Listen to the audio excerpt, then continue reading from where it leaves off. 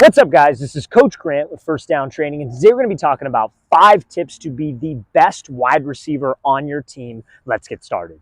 Now, before we get into these 5 tips that are going to help you become the best wide receiver on your team, wide receiver 1, we are going to be coming out to 15 different states this offseason, fellas, for 2-day-long QB and wide receiver camp. So if you're a wide receiver and you would like to train with myself and my staff of coaches, check out that very first link in the description below. That's so you can get all the information on the states that we are coming to and what we will be offering at our camps. Now, first things first, we're going to be coming out to San Francisco, California this year. That camp is completely sold out, but they'll be heading out to Miami, Florida, Las Vegas, Nevada, Charlotte, North Carolina, Portland, Oregon, Dallas, Texas, Nashville, Tennessee, Chicago, Illinois, Buffalo, New York, Atlanta, Georgia, Houston, Texas, Philadelphia, Pennsylvania, Detroit, Michigan, Boise, Idaho, and Los Angeles, California. So again, fellas, if you would like some more information and want to know how you can sign up, check out that very first link in the description below. Let's get back to this video. Now, first thing that you want to consider to be the best wide receiver on your team, you got to be able to get the ball from your quarterback. So what that means is you need to have chemistry with your quarterback. We get so many comments and so many questions on this page about, hey, coach, like my quarterback won't throw me the ball. My quarterback doesn't give me opportunities. My quarterback favorites one receiver, so I don't get as many chances to make plays as he does because I know I'm capable of doing these things, but I'm just not getting the chances. And that's the thing about the wide receiver position is that honestly, we're only as good as the many times we get the ball thrown to us, right? We're not going to be this great wide receiver if we don't get opportunities. So chemistry with your quarterback is one of the most underrated things, I would say. You look at all the top-tier wide receivers in the league. Devontae Adams, when he was with Green Bay, had great relationship with Aaron Rodgers. You look at, guys like Rob Gronkowski, one of the greatest tight ends of all time, probably the greatest. Great relationship with Tom Brady. Julian Edelman, he had a great relationship with Tom Brady. You look at all these top-tier wide receivers, like who's another example of a guy? Like Justin Jefferson, probably has great chemistry with Kirk Cousins, right, at the time before his injury. So you have to develop that chemistry with your quarterback. So what can you do? I'm not just going to sit here and tell you, hey, develop chemistry, and then that's it. You got to be able to develop chemistry by doing a couple things. Number one, you got to put in extra time with the quarterback. You can't just sit there and, just show up to practice, then go home, and then on the weekends not throw at the quarterback. You got to put in extra time with him. So extra time is showing up early to practice and warming him up. Extra time is staying after practice and running routes, working on things that you guys both need to work on to build trust. Maybe during practice, during a special teams period when you guys aren't doing anything, or a defensive period, you go to the opposite end zone and you work on some red zone stuff. Because the more chemistry that you have with him is going to increase the trust that he has in you. And the more trust that he has in you, the more opportunity he's going to give you the ball. Guys, I've experienced with both quarterback and wide receiver. When I played quarterback, guys, I would only throw the ball to people who I trusted. It wasn't the fastest guy. It was the guys who I knew were going to get there. There were guys, I'll tell you this right now. There were guys on my receiving corps, a guy I grew up with. I've known the guy since I was probably 9 years old. I grew up with him, went to grade school with him, went to high school with him, but he never put in extra work. It wasn't how well I knew him. We just didn't have a good working relationship. I had receivers that I only knew in high school for 2 years, and I don't even talk to them anymore. Those are the guys that I threw the ball to because they put in the extra time with me. They put in the extra work, and I trusted them. I knew they were going to come down with the ball. I knew they were going to catch it. They were reliable. And that's the type of relationship you want to have with your quarterback. You can hate your quarterback's guts, but have a good working relationship with him because that will increase the amount of targets you get and make you the best wide receiver on your team.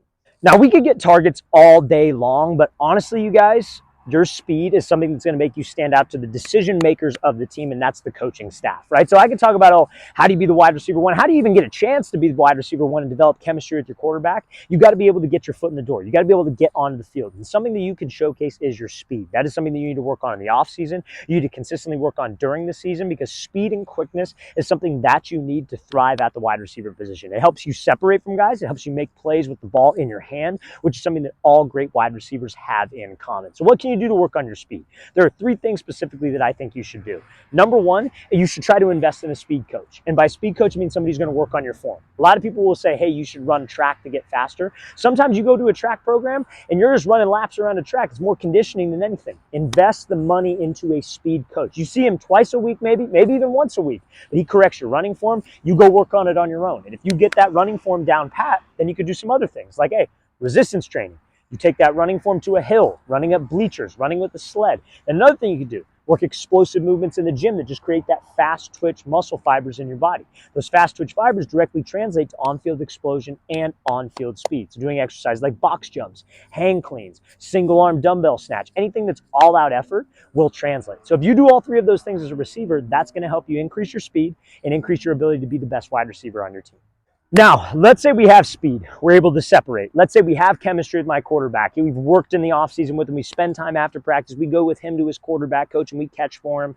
But guys, if you get open, it does not matter if you catch the ball. I will take the receiver who is covered like a glove and catches the ball every single time over the guy who gets separation and only catches the ball 50% of the time. And trust me, as a quarterback, that ties into the chemistry aspect of this whole thing. Guys, you have to be able to finish the play. So if you can't catch the ball, if you're not consistent with your hands, I'm telling you right now, you will not see the field, or you will at least not be the best wide receiver on the field. So something that you can do, if you have access to a quarterback, you have access to a jugs machine, try to catch 100 passes a day. If you are lucky enough to have somebody throw you the ball, you should take full advantage of that, whether it's your dad, whether it's your brother, whether it's whoever. 100 passes a day. If you guys do that consistently for, let's say, 2 to 3 months, 100 passes a day, how many reps is that? Honestly, like, let's say you go 30 days. Let's say the entire month of like November, right? 30 days, 100 passes a day. That's 3,000 catches right there. 3,000 catches. That's a lot of catches, guys. 2 months, that's 6,000. 3 months, that's 9,000, right? They say it takes 10,000 reps to master a habit. You're right there if you go 3 months consistently of 100 passes a day. So guys, if you invest the time and you invest the effort into being able to get 100 reps in a day, you will become a better pass catcher and be that wide receiver one on your team.